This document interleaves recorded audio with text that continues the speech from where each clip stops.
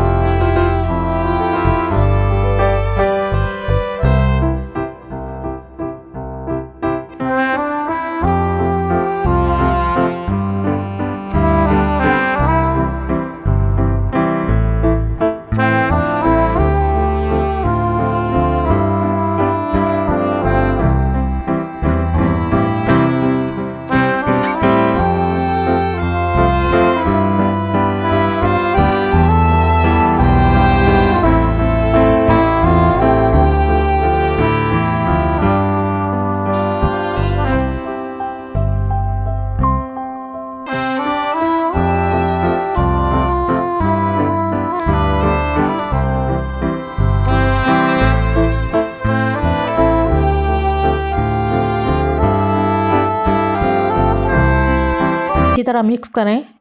चूल्हे की आंच को हल्का कर दें। कढ़ाई को कवर करके 5 मिनट के लिए दम पे रख दें। 5 मिनट के बाद चूल्हे को बंद कर दें। बहुत ज़्यादा मज़ेदार अंडू का कीमा पुलाव बना है। आप भी पकाकर खाएं और अपने बच्चों को खिलाएं या बच्चों को लंच बॉक्स में बना कर दें। अगर रेसिपी अच्छी लगे तो इसे लाइक कर दें। अल्लाह हाफिज़।